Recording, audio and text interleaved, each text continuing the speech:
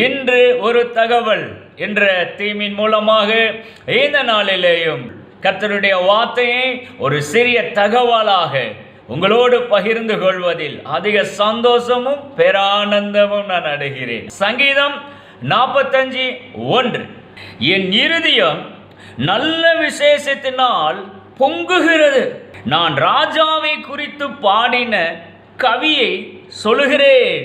அடுத்த வார்த்தை தான் நம்ம ஃபோக்கஸ் பண்ண போறோம். என்ன சொல்றாரு? என்னுடைய நாவு இருக்குது இல்லையா, டங்க், என்னுடைய நாவு விரைவாய் எழுதுகிறவனுடைய எழுத்தாணி அப்படிங்கிறார். தன்னுடைய நாவை எழுத்தாணிக்கு ஒப்பிட்டு சொல்லுகிறார். நீங்க இந்த மாதிரி சங்கீதத்தெல்லாம் வாசிக்கும் போது என்னது, நாக்குக்கும் எழுத்தாணிக்கு என்னையா சம்பந்தம், என்னமோ சொல்றாரு அப்படிங்கிறத நீங்க உன்னிப்பா கவனிக்க வேண்டும். நம்ம வாழ்க்கைக்கு தேவையான மிகவும் முக்கியமான ஒரு சத்தியம் இதிலே புதைந்து காணப்படுகிறது. எழுத்தாணி பார்த்துருக்கீங்களா? கண்ணில் பார்க்கலினாலும் அட்லீஸ்ட் திருவள்ளுவருடைய படத்தில் பார்த்துருப்பீங்க. திருவள்ளுவர், திருக்குறளை எழுதின திருவள்ளுவர் இருக்கிறார் இல்லையா, அவருடைய படத்தில் பார்த்தீங்கன்னா ஓலைச்சுவடி ஒரு கையில் வச்சிருப்பார் இல்லையா, இன்னொரு கையில் ஒரு எழுத்தாணி வச்சிருப்பார். பார்த்துருக்கீங்களா? எழுத்தாணி. இந்த ஓலைச்சுவடியில் இந்த எழுத்தாணியை பயன்படுத்தி திருக்குறளை எல்லாம் அவர் எழுதினார் இல்லையா. அதே போல இங்கே தாவீது சொல்லுகிறாரு, தன்னுடைய நாவு, டங்க் இருக்கு இல்லையா, தன்னுடைய நாவு அந்த எழுத்தாணியை போல எழுதுகிறது, விரைவாய் எழுதுகிறவனுடைய எழுத்தாணி அப்படின்னு தன்னுடைய நாவை குறித்து சொல்லுகிறார். இந்த வீடியோவை பார்த்து கொண்டிருக்கிற உங்களை பார்த்து நான் சொல்லுகிறேன், உங்க நாவு அதே போல ஒரு எழுத்தாணியா இருக்கிறது என்பதனை மறந்து விடாதீர்கள். என்னைக்காவது யோசிச்சு பார்த்துருக்கீங்களா? நாக்கை பயன்படுத்தி என்னென்ன வார்த்தைகள் எல்லாம் நீங்க பேசுறீங்க, கொஞ்சம் யோசிச்சு பாருங்க. அந்த நாவை பயன்படுத்தி நீங்க பேசுகிற ஒவ்வொரு வார்த்தைகளும் எழுத்தாணிலே எழுதப்படுகிற வார்த்தைகளை போல எழுதப்பட்டு கொண்டே இருக்கிறது. ரொம்ப ஜாகிரதையா இருக்கணும். நீங்க என்ன எழுதுறீங்களோ இந்த நாவை பயன்படுத்தி, என்ன வார்த்தைகளை பேசுகிறீர்களோ அது போலதான் உங்க வாழ்க்கை இருக்க போகிறது. அநேகர் என்ன நினைச்சாங்க, என் வாழ்க்கையில திடீர்னு நான் எதிர்பார்க்கிற ஒரு காரியம் திடீர்னு வானத்திலிருந்து பொதுக்கடின்னு என் முன்னால வந்து கொட்டிடணும் அப்படிலாம் ஆசைப்படுறாங்க. நல்லது, ஆசைப்படுங்க. ஆனால் நீங்க என்ன எதிர்பார்த்து கொண்டு இருக்கீங்களோ அந்த காரியங்கள் எல்லாம் வானத்திலிருந்து பொத்து பொத்துன்னு உழுவாதுங்கோ. உங்க நாவை பயன்படுத்தி உங்களுக்கு தேவையான காரியங்களை வார்த்தைகளின் ரூபத்தில் உங்க வாழ்க்கையில உங்களால வரவழைத்து கொள்ள முடியும். சாதாரண வேதத்தை அறியாத மனிதர்கள் கூட இந்த உலகத்துல அப்படிதான் பேசுகிறாங்க. ஏய் பேசுற, ரொம்ப ஜாக்கிரதையா பேசுறா, வாய் வார்த்தை அப்படியே பழிச்சிட போகுது அப்படிலாம் சொல்றாங்கல்ல. அதான் சாதாரணமா சொல்றாங்க நினைக்கிறீங்களா? இல்லைங்க, வாயின் வார்த்தையில அவ்வளவு வல்லமை இருக்குது. ஆக்கவும் முடியும், அழிக்கவும் முடியும் உங்க வாயின் வார்த்தைகளினால. விரைவாய் எழுதுகிறவனுடைய எழுத்தாணி. ஆகவே நான் சொல்லுகிறேன், இந்த எழுத்தாணியை குறித்து கொஞ்சம் ஜாக்கிரதையா இருக்க வேண்டியது மிக மிக அவசியம். சில பேர்கிட்ட இதெல்லாம் சொன்னா ஆமா என்னமோ சொல்றாரு அப்படின்னு உதாசீனப்படுத்தி விடுகிறார்கள். ஆனா அவங்க வாழ்க்கையில கொஞ்சம் யோசித்து பார்க்க வேண்டும். ஏன் இந்த மாதிரி கந்தரகோலமா இருக்குது என் வாழ்க்கை, அலுங்கோலமா இருக்குது, ஏன் இப்படி நான் நினைச்சபடி என் வாழ்க்கை இல்லை அப்படின்னு கஷ்டப்படுறாங்க, யோசிச்சு பார்க்குறாங்க. அப்போ அவர்களுக்கெல்லாம் நான் என்ன அறிவுரையா சொல்லலாம்னா, இவ்வளோ வருடங்களாக உங்க வாயை கொண்டு என்னென்னலாம் நீங்க பேசினீங்களோ அவைகளை எல்லாம் ஒரு ரெக்கார்ட் பண்ணி வச்சிருந்தீங்கன்னா அந்த ரெக்கார்டை போட்டு பாருங்க, அப்ப தெரியும். ஒரு 5 வருஷம் 10 வருஷத்துக்கு முன்னால என்னென்ன தேவையில்லாத விதண்டாவாதமான வார்த்தைகளை எல்லாம் உங்க நாவை கொண்டு பேசியிருப்பீங்க. அதெல்லாம் யாராச்சும் ஒருத்தர் ரெக்கார்ட் பண்ணி அந்த வார்த்தைகளை ஒரு 5-10 ஆண்டுகள் கழிச்சு இப்போ போட்டு பார்க்கும்படியாய் உங்களுக்கு உதவி செஞ்சாங்கன்னா நீங்க போட்டு பார்க்கணும். அப்ப தெரியும் ஏன் இந்த வாழ்க்கை இந்த காலகட்டத்தில் இப்படி இருக்கிறது என்று சொல்லி. நீங்க நினைச்சபடி இல்லைல்ல, காரணம் என்ன? நீங்க வாயின் வழியா பேசின வார்த்தைகள் தான். இது அநேகருக்கு தெரியுது இல்லை. பாருங்க, நீதிமொழிகள் அப்படின்னு ஒரு புத்தகம் பழைய ஏற்பாட்டில், நீதிமொழிகள் 18ஆம் அதிகாரம் 21வது வசனத்தை வாசித்து பார்த்தீங்கன்னா, நீதிமொழிகள் 18:21, மரணமும் ஜீவனும் நாவின் அதிகாரத்தில் இருக்கும் அப்படின்னு அந்த வசனம் சொல்லுது. மரணமும் ஜீவனும். நீங்க ஜீவனை பேசினீங்கன்னா ஜீவனுள்ள காரியங்களை உங்க வாழ்க்கையில நடைபெறுகிறத நீங்க பார்க்கலாம். மரணத்தையே பேசிட்டு கொண்டிருந்தீங்கன்னா, அதாவது நெகட்டிவ் எதிர்மறையான காரியங்களையே வாயில பேசிட்டு இருந்தீங்கன்னா எதிர்மறையான விளைவுகளை தான் அது ஏற்படுத்தும். மரணமும் ஜீவனும் நாவின் அதிகாரத்தில் இருக்கிறது. இதெல்லாம் உண்மைங்க, வாழ்க்கை தத்துவம். அநேகருக்கு தெரியுறதே இல்லை. ஆகவே இந்த வீடியோவை பார்த்து கொண்டிருக்கிற உங்களை பார்த்து நான் சொல்லுகிறேன், இந்த நாளிலே உங்க நாவு விரைவாய் எழுதுகிறவனுடைய எழுத்தாணி. தாவீது சொல்லுகிறத உங்களை பார்த்து சொல்லுகிறேன். எழுத்தாணில வார்த்தைகள் எப்படி எழுதப்படுகிறதோ அதுபோல இந்த நாவை கொண்டு நீங்க என்ன பேசுறீங்களோ அதுதான் உங்க வாழ்க்கை. நீங்க உங்க வாழ்க்கை என்ற படத்தை எப்படி வரையணும், எப்படி உங்க படம் இருக்க வேண்டும் என்று ஆசைப்படுகிறீங்களோ பேக்வேர்டா யோசிங்க, வார்த்தையை பயன்படுத்துங்க. That's all. வார்த்தையை பயன்படுத்தி உங்க வாழ்க்கை என்ற படம் எப்படி அமைய வேண்டும் நினைக்கிறீங்களோ அதுபோல் அந்த படத்தை நீங்க வரைந்து கொள்ளலாம். இப்போ புதிய ஏற்பாட்டில் யாக்கோபு அப்படிங்கிற நிருபத்தில் 3ஆம் அதிகாரம் 2 to 6 வரையிலான வசனங்களை வாசித்து பார்த்தீங்கன்னா இந்த நாவை குறித்து ஏராளமான தகவல்கள் அங்கே சொல்லப்பட்டிருக்கிறத நீங்க பார்க்கலாம். குதிரைகள் நமக்கு கீழ்ப்படியும்படிக்கு அவைகளின் வாய்களில் கடிவாளம் போட்டு அவைகளுடைய முழு சரீரத்தையும் திருப்பி நடத்துகிறோம். நடத்துறோமா? நடத்ததானே செய்கிறோம் இல்லையா?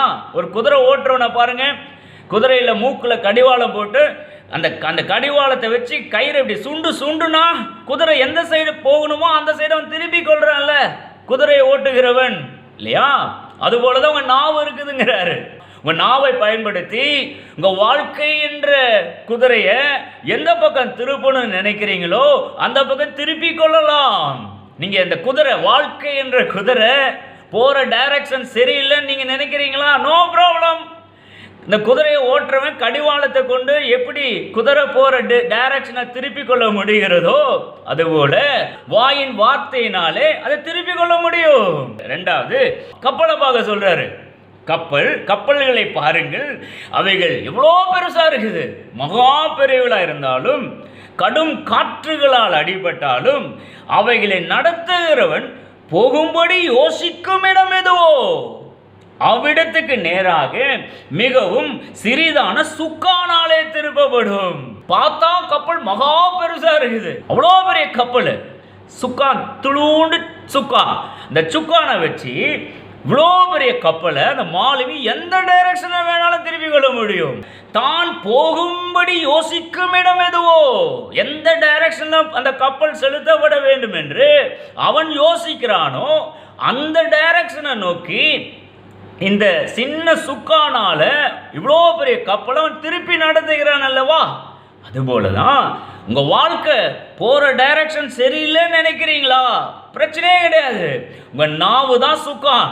நாவுல பேசுகிற வார்த்தையை வச்சு இந்த போற பாதை சரியில்லைன்னா அழகா அற்புதமா நீங்க எந்த பக்கம் உங்க வாழ்க்கைங்கிற அந்த கப்பல் திரும்புன்னு நினைக்கிறீங்களோ அந்த டைரக்ஷன்ல அருமையாய் திருப்பி கொள்ள முடியும். குதிரையை பார்க்க சொல்றாரு, கப்பலை பார்க்க சொல்றாரு. அப்புறம் என்ன சொல்றாரு? அப்படியே நாவானது சிறிய அவயமாயிருந்தும் பெருமையானவைகளே பேசும். பாருங்கள், சிறிய நெருப்பு எவ்வளோ பெரிய காட்டை கொளுத்தி விடுகிறது. வாழ்க்கையே கெட்டு போயிடுங்க. இந்த நாவை வச்சு உங்களை நீங்க ஆக்கவும் செய்யலாம், உங்களையே நீங்க அழிக்கவும் செய்யலாம். அதுதான் வசனம் போதிக்கிறது. நாவானது சிறிய அவயமாயிருந்தும் பெருமையானவளை பேசும். பாருங்கள், சிறிய நெருப்பு எவ்வளோ பெரிய காட்டை கொளுத்தி விடுகிறது. நாவும் நெருப்பு தான். நாவு நெருப்பு மாதிரிங்கிறாரு. ஆயில் சக்கரத்தை கொளுத்தி விடுகிறது. வாழ்நாளையே முடிச்சிரும் இந்த சின்ன நாக்கு. ஆமா, மரணமும் ஜீவனும் நாவின் அதிகாரத்தில் இருக்கிறது இல்லையா? உங்க வாழ்நாள நீங்க இவ்வளவு நாள் வாழணும்னு ஆசைப்பட்டீங்கன்னா அந்த வாழ்நாளையே குறைச்சிடுமா, கொளுத்தி விட்டுருமா. உங்க வாழ்க்கையில இந்த வீடியோவை பார்த்து கொண்டு இருக்கிறவங்க யாரா இருந்தாலும் சரி, பைபிளில் புதிய ஏற்பாட்டில் பக்கம் 314 யாக்கோபு அப்படின்னு ஒரு நிருபம் இருக்குது. அதில் 3ஆம் அதிகாரத்தில் தான் அந்த வசனங்கள்லாம் இருக்குது. 2-6 வரையிலான வசனங்கள் இதை வாசித்து பாருங்க. இப்படிப்பட்ட வல்லமை மிக்கது உங்க உடம்புக்குள்ளேயே இருக்கிற நாவு. இதுதான் தாவீது சொல்லுகிறான், என் நாவு விரைவா எழுதுகிறவனுடைய எழுத்தாணி என்று. ஆகவேதான் உங்களை பார்த்து நான் சொல்லுகிறேன், உங்க வாயிலிருந்து புறப்பட்டு வருகிற ஒவ்வொரு வார்த்தையும் ஏதோ ஒன்றினை உருவாக்கக்கூடிய, கிரியேட் பண்ணக்கூடிய வல்லமை படைத்ததாய் அந்த வார்த்தை இருக்கிறது என்ற ஒரு புரிதல் உங்களுக்கு இருக்க வேண்டும். அந்த வார்த்தைக்குள்ளேயே அந்த கிரியேட்டிவ் நேச்சர் இருக்குதுங்க. சாதாரணமா நினைச்சிடாதீங்க, சும்மா சகட்டு மேனிக்கு வாயில வந்ததெல்லாம் நம்ம பேசலாம். இல்ல இல்ல, வாழ்க்கையே கெடுத்து குட்டிச்சவர் ஆக்கிறோம் வாயிலிருந்து புறப்பட்டு வருகிற வார்த்தைகள். உதாரணத்தை காண்பிக்கிறேன் பாருங்க. தேவாதி தேவன் இந்த உலகத்தை படைத்தார் என்று எல்லாருக்கும் தெரியும் இல்லையா? வேதாகமத்தில், பழைய ஏற்பாட்டில் முதல் புஸ்தகம் ஆதியாகமத்தில் முதல் அதிகாரத்தை வாசித்து பாருங்கள். 2வது வசனம், பூமியை பார்த்தா ஒழுங்கின்மை, வெறுமை, இருள், ஒண்ணுமே சரியில்லை. அப்போ ஆவியானவர் ஜலத்தின் மேல் அசைவாடி கொண்டிருந்தார். ஆனால் வார்த்தை இன்னும் பேசப்படவில்லை. வாசிச்சு பாருங்க. திடீர்னு பிதாவாகிய தேவன் எலோஹிம் என்ன பண்றாரு? வார்த்தையை பேசுறாரு. வெளிச்சம் உண்டாக கடவுது அப்படிங்கிறார். திடீர்னு வெளிச்சம் உண்டாயிற்று. ஆகாய விரிவு உண்டாக கடவுது அப்படிங்கிறார். வானம் உண்டாயிற்று. வேதம் சொல்லுதுங்க, வாசிச்சு பாருங்கய்யா. வானத்துல சுடர்கள், நட்சத்திரங்கள் எல்லாம் உண்டாக கடவுது அப்படிங்கிறாரு. உண்டாயிற்று நட்சத்திரங்கள். இது போலதான் சூரியன், சந்திரன், நீர்வாழ் பிராணிகள், மிருகங்கள் எல்லாத்தையும் படைச்சாரு வார்த்தையினாலே. எப்படி சார்? ஆமா சார், இந்த வார்த்தையில it has got its own creative nature. சாதாரணமா இடப்படுறாதீங்க. உங்க வாழ்க்கையில ஒன்னை உண்டாக்க வேண்டும் என்று நீங்க ஆசைப்பட்டீங்கன்னா உங்க வாயின் வார்த்தையை வச்சு அவைகள் எல்லாவற்றையும் உண்டாக்க முடியும் உங்களால். அத்தகைய கேலிபர் உங்களுக்குள்ளே ஆண்டவர் கொடுத்திருக்கிறாரு. தான் யாக்கோபு நிருபத்தில் வாசித்து காண்பித்தேன். பெரிய கப்பல், இத்தா பெரிய சுக்கூண்டு சுக்கான். இந்த சுக்கானை வச்சு, இந்த சின்ன சுக்கானை வச்சு அவ்வளோ பெரிய கப்பலையே அந்த மாலுமி திருப்பி விடுகிறான். தான் போகும் இடம் எதுவோ அந்த இடத்தை நோக்கி அவ்வளோ பெரிய கப்பலை சின்ன சுக்கானை வச்சு திருப்பி விடுகிறான் மாலுமி. அப்போ உங்க வாழ்க்கை போற டைரக்ஷன் சரியில்லை நீங்க நினைச்சீங்கன்னா உங்க வாயில நாக்க கடவுள் கொடுத்திருக்கிறாரு. இந்த நாக்க வச்சு நேர்மறையான வார்த்தைகளை பேசி கடவுள் என்ன சொல்லியிருக்கிறார் இந்த வேதாகமத்தில் அப்படின்னு எடுத்து அந்த வார்த்தைகளை உங்க வாயில வச்சு நீங்க பேசுனீங்கன்னா நீங்க எந்த டைரக்ஷன்ல உங்க வாழ்க்கை என்ற கப்பலை திருப்ப வேண்டும் என்று ஆசைப்படுகிறீர்களோ அந்த டைரக்ஷனை நோக்கி உங்களால் திருப்பிக் கொள்ள முடியும். உங்களுக்குள்ளேயே அந்த சக்தியை கடவுள் படைத்திருக்கிறாரு. இன்னொரு வசனத்தை வாசிக்கிறேன். ஏசாயா 44:28 வாசிங்கன்னா கடவுளே பேசுறாரு. கோரேஸ் அப்படின்னு ஒரு மனுஷனை குறித்து பேசுறாரு. அவன் எருசலேமை நோக்கி நீ கட்டப்படு அப்படின்னு அவன் சொல்லுவான். வாயை திறந்து. எருசலேம்ங்கிற ஒரு பட்டணம். இந்த பட்டணத்தை பார்த்து கோரேஸ் என்ன தெரியுமா சொல்லுவான் அப்படின்னு கடவுள் பேசுறாரு. நீ கட்டப்படு என்றும் தேவாலயத்தை நோக்கி நீ அஸ்திவாரப்படு என்றும் சொல்லி எனக்கு பிரியமானது எல்லாம் நிறைவேற்றுவான் அப்படின்னு கடவுள் இந்த கோரேஸ்ங்கிற மனுஷனை குறித்து பெருமை பாராட்டி கொள்கிறார். உங்களுக்கு புரியும்படி சொல்றேன். இங்க வா. வாயின் வார்த்தையினால நீ என்ன கிரியேட் பண்ணணும்னு நினைக்கிறியோ அதை உன்னால உருவாக்கி கொள்ள முடியும். பாரு, என் மகன் கோரேஸா பாரு. எருசலேம்ங்கிற ஒரு பட்டணம், ஒரு சிட்டி கட்டப்பட வேண்டும். அவன் சொல்றான் பாரு, வாயின் வார்த்தையினால சொல்றான் பாரு. என்ன சொல்றான்?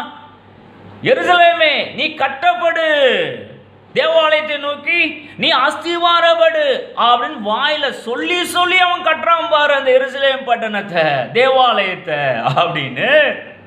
கோரேஸை குறித்து, கோரேஸ் என்ற மனுஷனை குறித்து கடவுள் ரொம்ப பெருமைப்படுகிறார்.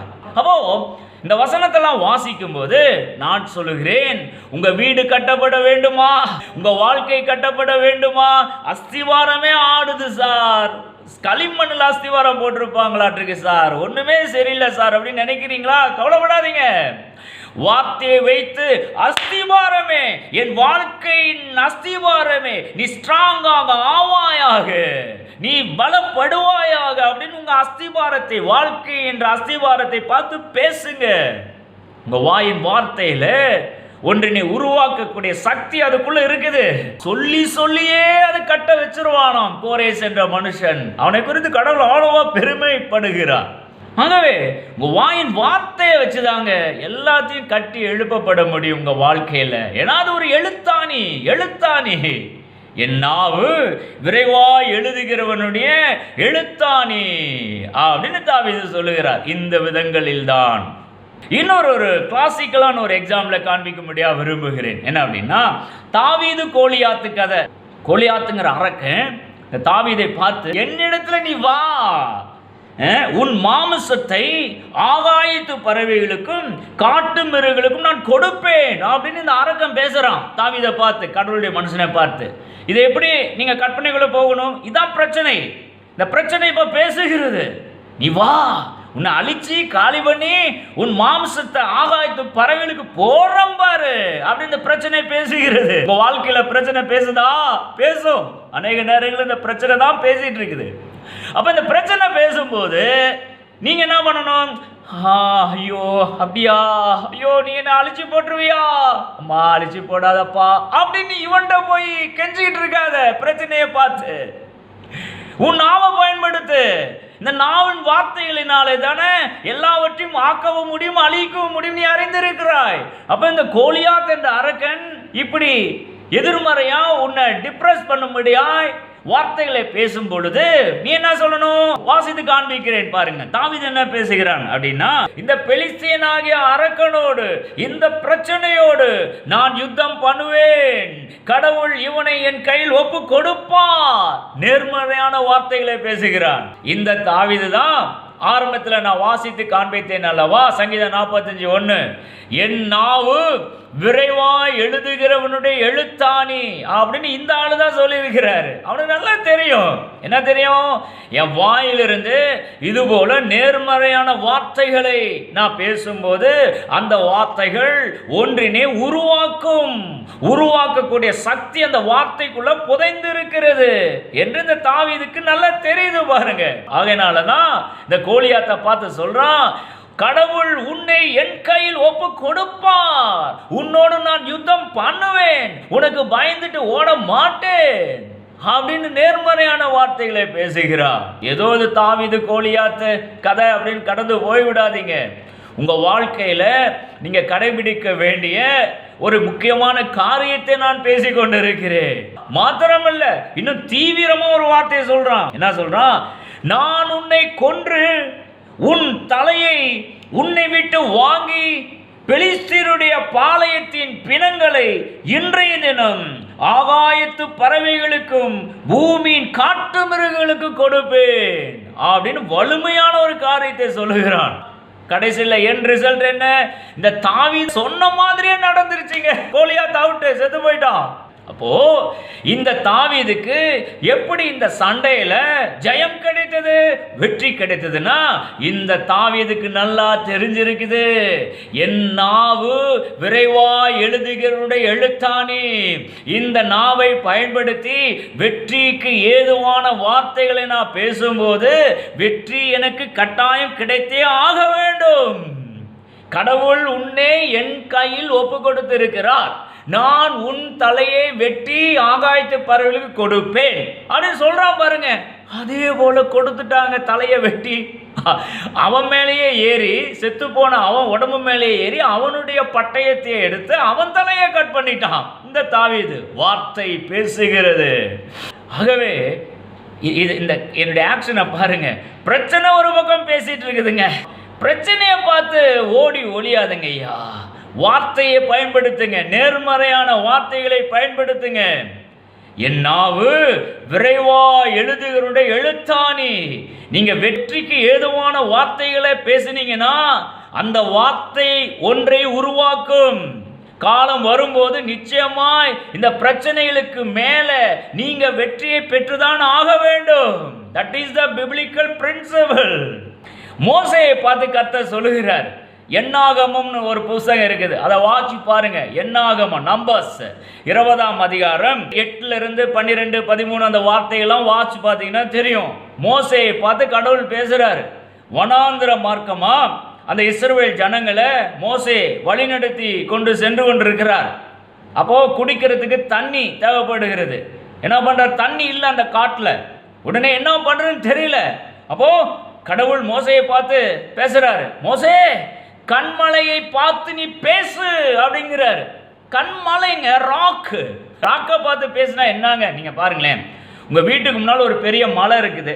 அந்த மலையை, மவுண்டன் ஹில், அதை பார்த்து பேசுனா ஒரு காரியம் நடக்கும் அப்படின்னு ஒரு ஆள் சொன்னானா நீங்க நம்புவீங்களா? நம்ப மாட்டீங்கல்ல. ஆனா இந்த இடத்துல என்னாகும்? 20ஆம் அதிகாரத்தில் கடவுள் மோசையை பார்த்து என்ன சொல்றாரு? அப்பா, அந்த கண்மலை இருக்குது இல்லையா, அந்த கண்மலையை பார்த்து பேசு அப்படிங்கிறாரு. பேசுனா தண்ணி வரும், ஜனங்களுக்கு நீ அந்த தண்ணி எடுத்து தாகத்தை தணிக்கும்படியாய் கொடுக்கலாம் அப்படிங்கிறாரு. அப்போ இது என்ன கண்மலையை பார்த்து பேசுறது அப்படின்னு நினைச்சிருந்தா அந்த இடத்துல தண்ணி வந்திருக்குமா? வந்திருக்காதுல்ல. கண்மலையை பார்த்து பேசுனா தண்ணி வரும் அப்படின்னு கடவுள் சொல்லி தர்றாருல. அப்போ வாயில பேசுகிற, நாவின் மூலமா பேசுகிற வார்த்தையில ஒரு வல்லமை இருக்குதப்பா அப்படிங்கிறது தான் நாங்க சொல்லும்படியாய் கடவுள் விரும்புகிறார். ஈவன் சுவிசேஷ பகுதியில் வாட்ச் பார்த்தீங்கன்னா மாற்கு 11ஆம் அதிகாரம் 23வது வசனம் இயேசு சொல்லித்தரார் சீசர்களுக்கு. என்ன சொல்றாரு? எவனாயிலும் இந்த மலையை பார்த்து நீ பெயர்ந்து சமுத்திரத்திலே தள்ளுண்டு போவாயாக அப்படின்னு சொல்லி நீ சொன்னபடியே நடக்கும் என்று விசுவாசித்தால் அது அப்படியே நடக்கும் ஐயா அப்படின்னு சீசர்களுக்கு சொல்லி தர்றாரு. விசுவாசத்தை குறித்து பேசுறாரு, அதன்படியே நடக்குங்கிறாரு. ஏன்னா உன்னுடைய வாயின் வார்த்தையிலே, நாவின் வார்த்தையிலே அவர் வல்லமை இருக்குது. செய்தும் காட்டிட்டார் இயேசு. 11ஆம் அதிகாரம் 11லிருந்து 20 வரையிலான வசனங்களை வாசித்து பாருங்கள். இயேசு தம்முடைய சீசர்களை அழைத்து கொண்டு பெத்தானியா அப்படிங்கிற ஒரு இடத்திலிருந்து எருசலேமை நோக்கி போயிட்டு இருக்கிறார். போயிட்டு இருக்கும்போது இந்த இயேசுக்கு பயங்கரமா பசி ஆயிடுச்சு. பசி உண்டாயிற்று அவருக்கு. எங்கேயாச்சும் சாப்பிட்றதுக்கு ஏதாயிலும் கிடைச்சா பரவாயில்லப்பா அப்படின்னு யோசிக்கிறாரு. தூரத்தில் பார்க்குறாரு, ஒரு அத்தி மரம் அவருடைய கண்ணுக்கு படுது. ஆனால் அந்த அத்தி மரத்தில் பிரச்சனை என்ன அப்படின்னா, அத்தி மரத்தில் பழம் கொடுக்கக்கூடிய சீசன் அந்த சீசன் இல்லை. இயேசுவுக்கு நல்லாவே தெரியுது. ஆனால் வேணும்னே அந்த அத்தி மரத்தை நோக்கி சீசனில் அழைத்து கொண்டு போறாரு. போய் சுற்றி மித்தலும் பார்க்குறாரு மரத்தை, ஏதாகில அத்திப்பழம் கிடைக்குமா அப்படின்னு சொல்லிட்டு. ஒரு அத்திப்பழம் கூட இல்லை. எப்படி இருக்கும்? சீசனே இல்லையே. சீசன் இருந்தால் தானே மரத்தில் அத்திப்பழம் கிடைக்கும். சீசனே இல்லை, இவருக்கு தெரியுது. அப்போ ஒரு காரியத்தை பண்றாரு, அத்தி மரத்தை சபிக்கிறாரு. என்ன சபிக்கிறாரு? அத்தி மரமே, இனி உன்னிடத்துல எந்த பழமும் உண்டாகாமல் இருப்பதாக அப்படின்னு சொல்லி அத்தி மரத்தை சபிக்கிறாருங்க. உடனே அத்தி மரம் பட்டு போயிடுச்சு அப்படின்னு இந்த வேத வசனம் சொல்லுது. அப்ப சீசரெல்லாம் ஆணு பார்க்குறாங்க. அது எப்போ பார்க்குறாங்கன்னா அடுத்த நாள் பார்க்குறாங்க. சபிச்சுட்டு ஒரு பாடும் போயிட்டார் சீசரில் அழைத்து கொண்டு மீண்டும் எருசலேம் நோக்கி தானே போகிறாங்க. போயாச்சு. அடுத்த நாள் மறுநாள் காலையில் அதே ரூட்டில் சீசரில் அழைத்து கொண்டு இயேசு அப்படியே வர்றாரு. வேணும்னே வர்றாரு. இந்த இயேசு இப்படிலாம் பண்ணுவார் பாருங்க. டெமான்ஸ்ட்ரேட்டிவ் டீச்சிங் இது. இயேசு சபிக்கிறார் பாரு அத்திமரத்தை பார்த்து அப்படின்னு இயேசுவை தப்பாக நினைக்காதீங்க. ஒரு காரியம் அதுக்குள்ளே இருக்குது. தன்னுடைய சீசர்களுக்கு விசுவாசத்தை குறித்ததான ஒரு போதனையை செய்யும்படியா இயேசு முயற்சி செய்கிறாரு. அதனால தான் அத்திமர சீசன் இல்லை என்று தெரிந்தும் அந்த அத்திமரத்திட்ட போய் அத்திமரத்தை சபிக்கிறாரு. ரைட். அப்போ அடுத்த நாள் மறுநாள் காலையிலே அதே ரூட் வழியா சீசர்கள் அழைத்து கொண்டு போறாரு. எங்க அத்திமரம் இருந்து அதை சபிச்சாரோ அதே ரூட்ல சீசர்கள் பார்க்கும்படியாக ஒரு சீனை கிரியேட் பண்றாரு இயேசு. சீசர்கள் பார்க்குறாங்க, பாஸ் அத்திமரத்தை நேற்று சபிச்சிங்க, பாருங்க பாஸ், அத்தி மரம் அப்படியே பட்டு போயிட்டு பாஸ் அப்படிங்கிற மாதிரி சீசர்கள் ஆச்சரியமா சொல்றாங்க. இந்த ஆச்சரியம் அவங்களுக்குள்ள உருவாகணும் தானே இயேசுவின் ஹிடன் அஜெண்டா. ஏன்னா விசுவாச குறித்து ஒரு போதனையை டெமான்ஸ்ட்ரேட்டிவா டீச் பண்ணணும் இல்லையா? அதுக்காக இந்த சீனெல்லாம் கிரியேட் பண்றாரு. அப்போ ஓஹோ ரைட், அத்திமரம் பட்டு போயிட்டுல. அதுக்கப்புறம் சொல்றாரு, நான் வாயை திறந்து இந்த அத்திமரத்தை சபிச்சதுனால அத்திமரம் பட்டு போயிட்டுன்னு ஆணு பாக்குறீங்க. நல்லது, நீங்களும் வாயை திறந்து பேசினீர்கள் என்று சொன்னால், இந்த மலையை பார்த்து, மலையாகிய பிரச்சனையை பார்த்து பேசினீர்கள் என்று சொன்னால், நீங்க வார்த்தையின்படியே இந்த பிரச்சனையாகிய மலையும் தள்ளுண்டு கடலிலே தள்ளுண்டு போகுமையா. நீ சொன்னா ஆகும். உன் நாவின் வார்த்தையிலே ஒரு வல்லமை இருக்குது. It has got its own creative nature in it. ஒன்றினை உருவாக்கக்கூடிய வல்லமை படைத்தது உன்னுடைய நாவின் வார்த்தை அப்படின்னு சொல்லி தர்றாரு. இதுதான் தாவீது சொல்றான், என் நாவு விரைவாய் எழுதுகிறவனுடைய எழுத்தாணி. இன்னொரு காரியத்தை இந்த டெமான்ஸ்ட்ரேட்டிவ் டீச்சிங்ல சொல்லிட்டு நான் கடந்து போனா நல்லா இருக்கும் என்று நினைக்கிறேன்.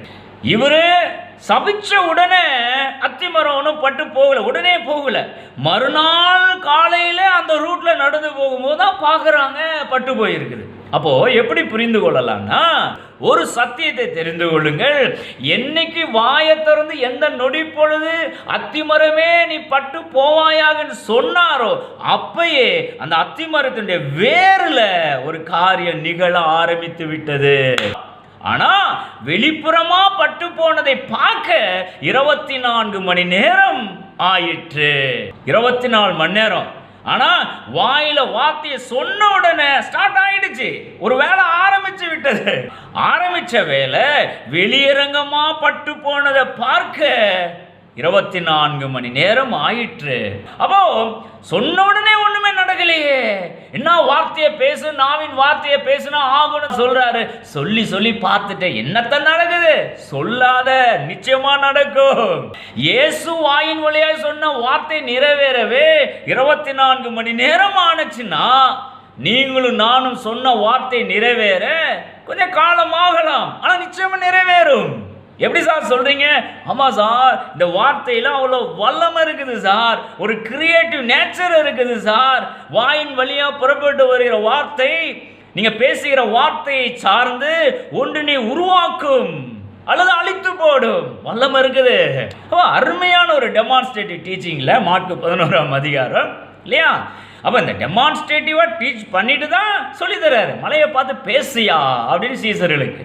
உங்களை பார்த்து நான் சொல்லுகிறேன், மீண்டும் மீண்டும் அதே கருத்தை தான் வலியுறுத்துகிறேன். உங்க நாவு விரைவாய் எழுதுகிறவனுடைய எழுத்தாணி. டைப்ரைட்டர் மிஷினை ஞாபகத்தில் வச்சிங்க, டைப் அடிச்சுக்கிட்டே இருக்குது. எழுத்தாணி என்ன சொல்றீங்களோ அது நிச்சயமாய் நிறைவேற்றுகிற வார்த்தைகள். It has got its own creative nature. இன்னும் ஒரு காரியத்தை சொல்லுகிறேன்.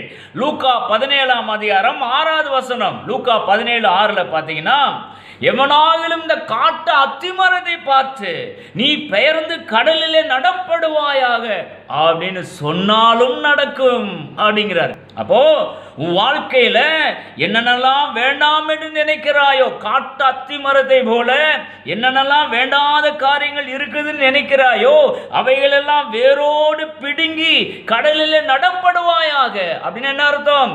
கண்ணுக்கு எட்டாத தூரத்தில் தூக்கி எறியப்படுவதாக வேண்டாத காரியங்கள் அப்படின்னு வாயை திறந்து நீ சொன்னா அதன்படியே நடக்கும் ஐயா. அதுதான் இந்த லூக்கா 17:6 சொல்லுது. அப்போ வாழ்க்கையில நீங்க எதிர்மறையான சில வேண்டாத காரியங்களை பிரச்சனையா சந்திக்கும் போது பிசாசும் ஒரு வார்த்தையை சொல்லுவான், கடவுளும் ஒரு வார்த்தையை பேசுவாரு. அப்போ உங்க நாவு எந்த வார்த்தையை எடுத்துக்கொள்றீங்க? இருளின் வார்த்தையை எடுத்து வாயில பேசுறீங்களா? கடவுள் அருளிய வார்த்தையை எடுத்து வாயில பேசுறீங்களா? கடவுளுடைய வார்த்தையை எடுத்து பேசினீங்கன்னா நீங்க எதிர்பார்க்கிற விளைவுக்கு மிஞ்சி அருமையான அற்புதமான விளைவை உங்க வாழ்க்கையில நீங்க பார்த்து கண்டு அனுபவிக்க முடியும். ஓகே, பிசாசின் வார்த்தையை எடுத்து பேசினீங்கன்னா அவுட். என்ன பிசாசின் இருளின் வார்த்தையில என்னையா இருக்க போது? வாழ்க்கையே சூனியமாய் போயிடும். இதெல்லாம் மனசுல வச்சுட்டு தான் தாவீது சொல்ற வார்த்தை சங்கீதம் 45:1. மீண்டும் மீண்டும் அதை ரிப்பீட் பண்ணுகிறேன். என் நாவு விரைவாய் எழுதுகிறவனுடைய எழுத்தாணி. உங்க வாழ்க்கையில நீங்க என்ன காரியத்தை அடைய வேண்டும் என்று நினைக்கிறீங்களோ அந்த காரியத்தை மிகவும் எளிமையாய் உங்க வாயினுடைய வார்த்தையினாலே, நாவின் வார்த்தையினாலே நீங்க உருவாக்கி கொள்ள முடியும். That is the first point you have to know. One. ரெண்டாவது, உங்க வாழ்க்கை என்ற கப்பல் நீங்க போற டைரக்ஷன்ல போகலன்னு நினைக்கிறீங்களா? கவலைப்படாதீங்க. நீங்க எந்த டைரக்ஷன்ல போகணும்னு ஆசைப்படுகிறீங்களோ, போகும் இடம் எதுவோ, யாக்கோபு 3ஆம் அதிகாரம், போகும் இடம் எதுவோ அதை நோக்கி மாலுமி திருப்புகிறான் அப்படின்னு அங்க சொல்லப்பட்டிருக்கு இல்லையா? வாயின் வார்த்தையை பயன்படுத்துங்க. போற வழி சரியில்லை, அப்படியே யூட்டர்ன் அடிச்சு திரும்புங்க. எந்த பக்கம் போகணும்னு நினைக்கிறீங்களோ அந்த பக்கம் வண்டியை ஓட்டுங்க. உங்க வாழ்க்கை எப்படி இருக்கும்னு நீங்க நினைக்கிறீங்களோ அதனை அப்படியாக உங்க நாவின் வார்த்தையை கொண்டு உங்களால் அமைத்துக் கொள்ள முடியும். கர்த்தர் இந்த வார்த்தையை ஆசீர்வதிப்பாராக. ஆமென், ஆமென். Praise the lord. ஆமென்.